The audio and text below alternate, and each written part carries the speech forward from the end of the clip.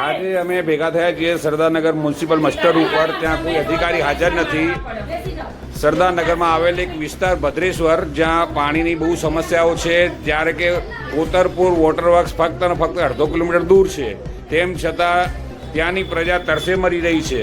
અહીંયા મોટી સંખ્યામાં આજે બહેનો હાજર થઈ છે અને અમે આમ આદમી પાર્ટીના બેનર હેઠળ અમે આ લોકોને અહીંયા લઈને આવ્યા છે, જ્યારે કે કોઈ અહીંયા સાહેબ હાજર નથી. એમને આ લોકો ફરિયાદ કરીને થાકી ગયા છે, પણ આ લોકોનું કોઈ સાંભળતું નથી. અહીંના લોકો બહુ ત્રાહિમામ પુકારી ગયા છે. કાલે સરદારનગરનો ઇસ્યુ હતો, આજે ભદ્રેશ્વરનો છે, કાલે નોબલનગરનો હતો, પણ આ વસ્તુ આ લોકો સાંભળતા નથી.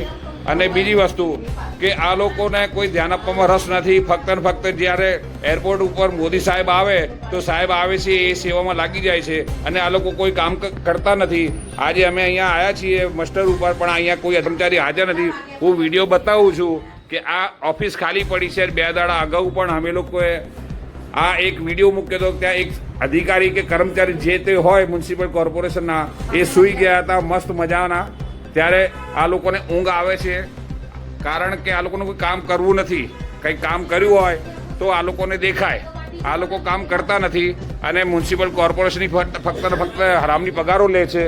આ ભાજપ સરકાર જે છે સરદારનગરમાં ફક્ત હિન્દુ મુસ્લિમના નામે વોટ લઈ જાય છે.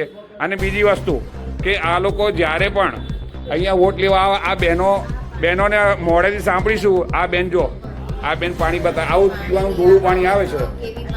હા, પાણી નથી, ગટરનું પાણી અમને પીવડાવો છો.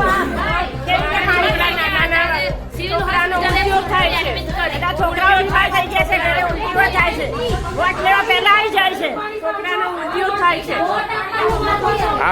આ બેન જો, આ બેન પાણી બતાવે છે. આજે આ અધિકારીઓને પીવડાવવા આવ્યા છે કે કાં તો તમે પીઓ કાં અમે પીશું. કારણ કે આ બેનની ઉંમર છે કોર્પોરેશનમાં ધક્કા ખાવાની. એ બેન પોતાનું ઘર છોડીને બરાબર અને એમને 500 પગની બીમારી હોય તો પણ એ બેન અહીંયા કોર્પોરેશનમાં ધક્કા ખાય છે.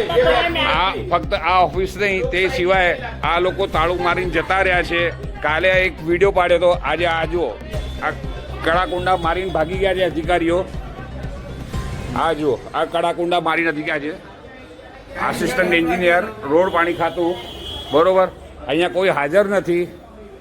આ એન્જિનિયર વિભાગ, આ લોકો કોઈ હાજર રહેતા નહીં. ખબર પડી જાય જ્યારે કે કોઈ આવે છે તો આ લોકો ઓફિસ મૂકીને ભાગી જતા હોય છે.